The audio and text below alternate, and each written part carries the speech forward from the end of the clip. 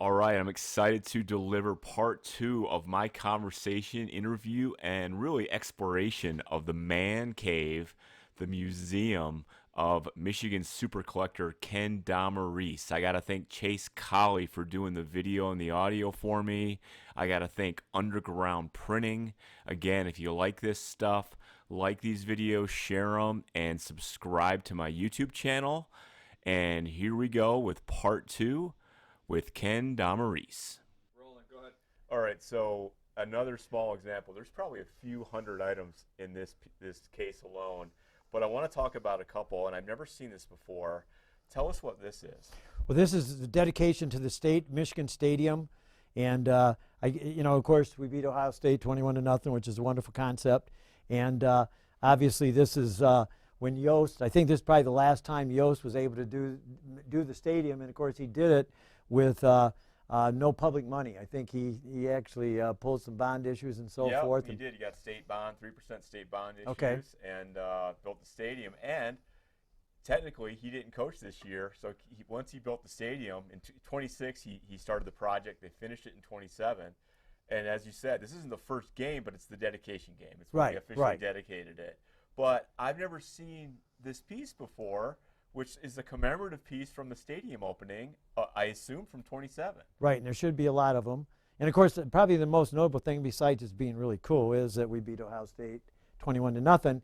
And when they dedicated their stadium, we still beat Ohio State. So we did. That's wonderful. Sure did. We sure did. That's right. Now, it's like a hot plate or something you could hang hot plate, or you could hang it on the wall. It's got the both things where people could hang it on the wall, or they could use it as a hot plate. And you got it in the box and everything like that. Presentation box, the whole thing. Fantastic. So I want to talk about a couple things here. So one of my favorite teams, underappreciated in my mind, the 1964 Big Ten Championship, 65 Rose Bowl team.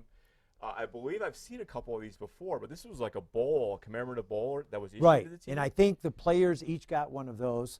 And of course, it's got on there, that year Rose Bowl and so forth. I actually have a ball autographed from the game also, but this has to be really unusual because it was probably only given to the players. Yeah, beautiful. Now there's a couple items from that year, but there's a charm, there's a ring that they had, and I know there's this, but it's not like today where they get gifts and all these other things. Yeah. That was almost like the form of gift they got. Right. They got a clock, Sure. They got little things. Right. All right, so back to vintage stuff, and this is stuff that I've written before. These smoker tins, and you've got one that I've seen from 1911 that I absolutely love. And these smoker events typically held at the Union, and I think sometimes they were called smokers. They got together, they smoked, they hung out. Usually it was tied to a sports team or something like that. And this one was for the 1911 team, which they noted as champions of the West. Right. But it's basically a tin cup, and I don't know if they put their ashes in it. I'm almost positive these were ashtrays, and that's probably why they didn't. I think most guys, they got a couple cigars when they got there, and of course they were in their suit and ties and top hats, and this was their ashtray. And, I love it.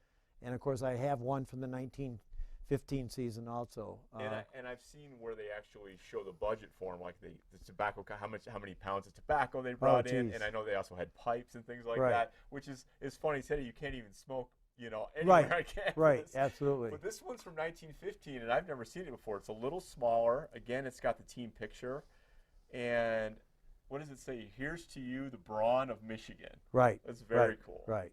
Very cool. Now, how much do those go for if you see them? Oh, baby. I think, I'm sure they're over 1,000 a piece easy. Really? Oh, yeah, because I think I was way up on them. And you just don't even see them.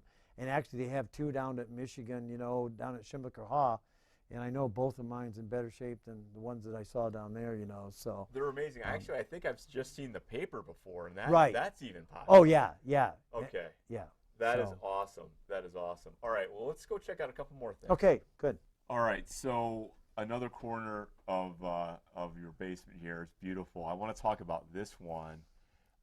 Tell us a little bit about this. Okay, this is actually called a pillow sham in T. Earl Christie. Of course, he put out a whole line of postcards and so forth. But at the time, he actually painted like the top 15 teams in the country at that time, which this would have been around 1905 when those postcards, usually you can see postmarks on them and so forth. And of course, this is the one from Michigan.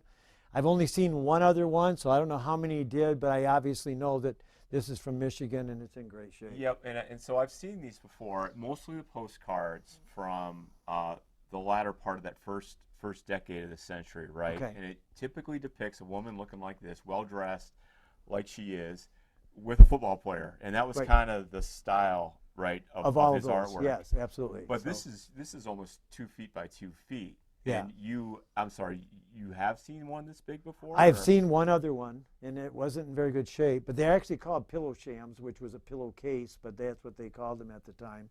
And I'm sure it would have sat on their fainting couch or whatever they had in their parlor. you Right, know, so we probably did some of the East Coast teams and maybe Right. Chicago and Michigan and things Right, like that. right, Okay, I love right, it. All right. right.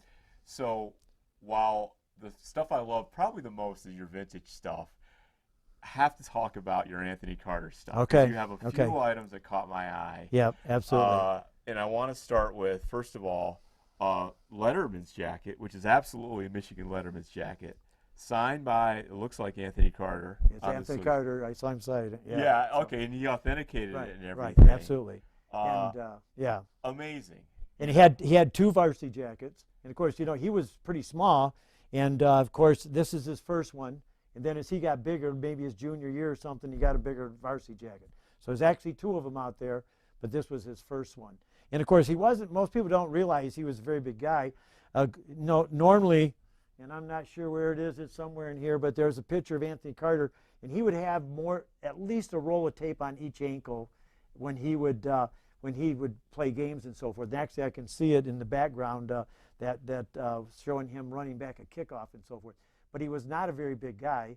Of course, you know that at one time he got homesick the first year. Yep. They had to go get him at the airport and bring him back, you know, and Bo sent a guy to get him. But like even I'm not a big guy, but like this is his Rose Bowl ring, and Rose Bowl Big Ten championship ring, and of course you can see Carter on there and so forth.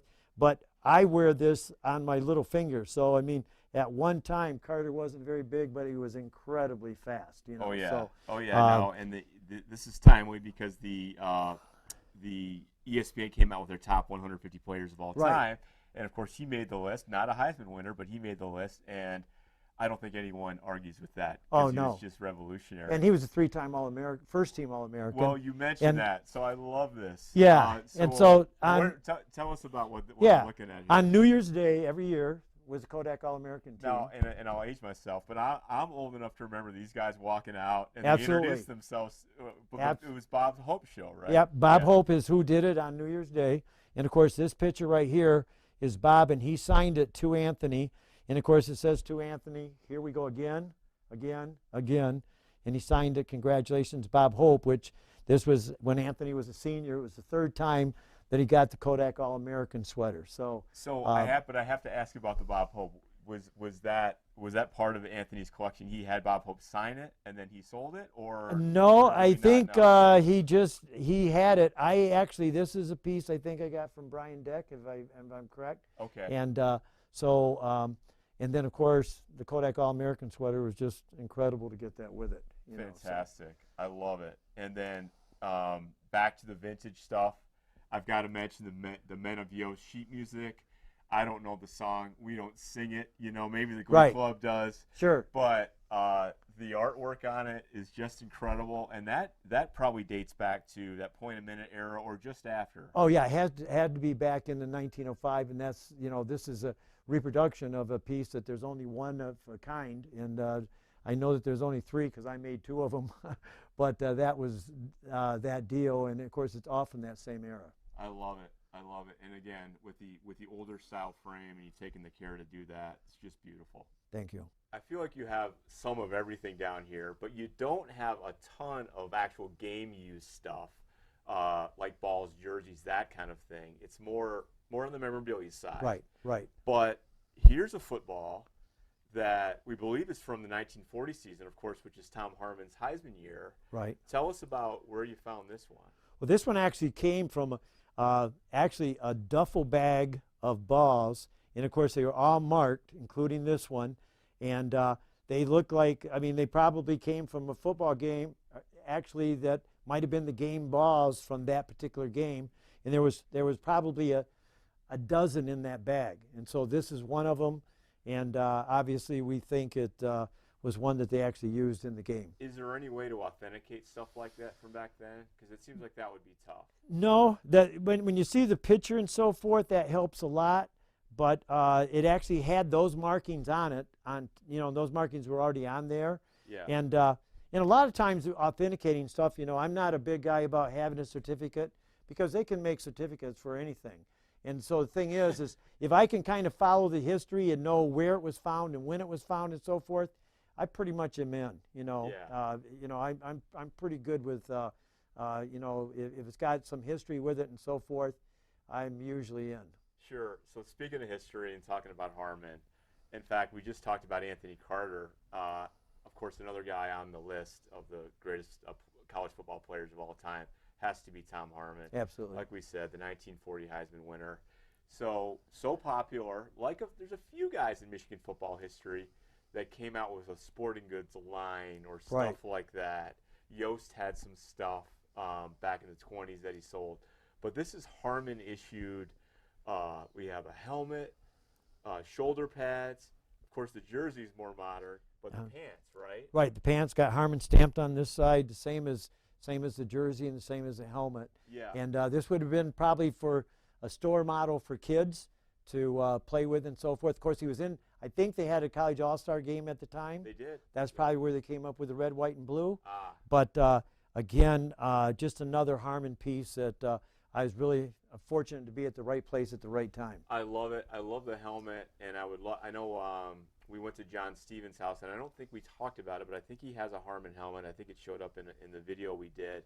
But really a cool piece, and again, how you've displayed it. Okay. It's just beautiful. Thank you. Short of course, an actual Tom Harmon jersey, which I don't know how you're going to come up with that. That'll be a toughie. This is beautiful, so very well done. If someone has it, I'll trade them. All right, so we're not in the basement anymore. We're just a few steps up at the landing down to the basement. But not to be overlooked here are a few things. And first of all, just briefly, you've got a couple pennants, and here's one of them. With the faded blue. Where did you find that, and how old is this? Well, this one has to be 1890 for sure. And of course, it was before Michigan went to maize and blue, which that happened right around 1900. And of course, when I got it, I would have given it up easily because I thought it was on somebody's porch and in the sun and got faded. And then I talked to somebody that was a way better historian than me, and he goes, "No, that's Michigan's real colors." And we see that on some of the tobacco silks and so forth. That this actually was Michigan colors. It really went from that azure sky blue to that dark blue, and the maize changed a little bit. Right. Okay, absolutely. And when you go to the Gothic stuff, you know that you're talking something really old. Absolutely. And then we got to talk about the elephant in the room. What appears to be a ship's wheel, and I think I've seen photos of this before. Tell us where you found this. And again, it looks like obviously it was given to Harry Kipke for his birthday. Right. But tell us what you know about it. And where you found it. It's a pretty quick story. I'll go fast motion, but T.J. Weiss from Michigan, he's coaching there. He goes, "Ken, you got to get on Craigslist." And of course, came up with this and saw the picture and so forth. Called the guy, and of course, he bought it from the estate of Harry Kipke. And at the time when he got there, he was going there for an old car, but about the only thing left was the ship's wheel. And of course, it was made for Harry Kipke. He was great friends with Henry Ford. Henry Ford made it, and of course had the football in the middle of it, and of course he made it for his birthday, and just a great piece to pick up with Kipke's success at Michigan, championships and so forth. Yeah, it's amazing. So won a championship as a player, coached 2 national championships as a coach. Didn't end well for him for a few reasons, but was still a very popular guy after he was gone. He was replaced by Fritz Chrysler. But was an executive at Coke. I think he was still a regent. I think he did some radio work. Very popular guy. Okay. And you mentioned friends with Henry Ford, and Henry Ford's henchman, or kind of the guy that cleaned up a lot of the messes, a guy named Harry Bennett, which I talked a little bit about, who lived in Bennett's Castle over on Gettys Road in Ypsilanti, probably not far from where Kipke lived. Right. But also an avid boater. There's wire photos of Harry Kipke sailing and things like that. So just an amazing piece. With I love the detail of the football, you know, on the ship's wheel. Right. And you said absolutely. this thing has got to be really heavy. Yeah, it's heavy, and you can tell by the bracket. It was made. You know, obviously, I'm sure somebody in the Ford company put this one together. All right, so we got to go right here. Tell me what this is. Well, I got this from, a matter of fact, a Grambling teacher, and he'd had it in his closet for 30, 40 years, but he said absolutely it hung in Coach Yost's office. Of course, for me, being a track coach, I love it because it depicts all four of the major sports and so forth, and actually had hung in his office, and you know, I just absolutely love the piece. So someone put this together for him, and presumably he had this when he was athletic director, because like More you than said, likely. yeah, and that was Yeah. that's crazy. It's beautiful, but we don't have a photo, or you haven't seen a photo necessarily. I've got a couple guys looking for a photo that has pictures of his office, and so hopefully they'll find that at some point in time. But that it would be awesome to put it with a photo. But the guy that I got it from, I'm pretty confident that he knows where it came from. Okay, yeah, no, I doubt it. I'm with you on authentication too. Right. It doesn't Yeah. matter. So, you've got a couple of these plaques, and this one was actually given to Benny Oosterbaan at some point. But what I love about it is it has the 1837 seal, and you have a smaller one over Right, by you. right. I love it. It's fantastic. Where did you find this one? This one actually it was in a antique shop in Ann Arbor, and just happened to go in with a buddy, and it was on the wall, and obviously it was a no-brainer to pick that one off the wall, you know. So it was just great to be able to pick that piece up. It's huge, and my guess is it looks like it was given to Benny Oosterbaan's service to university. So that probably wasn't until the 60s or 70s when they gave him that after his coaching days. But the piece I know from the 1837 seal, which we've talked about, predates the 30s. So my guess is this was in a building, maybe in the athletic department on campus, and they kind of gave him this thing, maybe during a renovation or something. But it's beautiful. All right, now if people saw this, we have to address this parking sign. Now you have a couple things that aren't necessarily authentic; they're remade. Right. This isn't actually a parking sign that was, say, in the parking lot by Bo's parking spot. Right. I have a great buddy, and he makes these. And of course, when he saw my collection, he immediately said, if you could do one Michigan guy, who would you do? And of course, just instantaneously, I'd say it'd have to be Bo. And so he makes them so they look old. And of course, I don't think I would get Bo's parking spot, because that might not be good for your health. But that's you know, it was great to pick that one up. I love it. Ken, I can't thank you enough for letting me experience this amazing man cave, museum, collection. Thank you so much for taking the time. Absolutely. Thanks for coming, and I'm always happy to show it. And of course, I'm just a Monster Michigan fan for all sports, and so it's just a pleasure to be able to show it to you. I tell you, to be able to see some of this stuff and know the history behind it, because it's what I write about, Right. and to feel it and see it and touch it, it's amazing. So thank you. That's awesome. Thank you. Go Blue. Go Blue.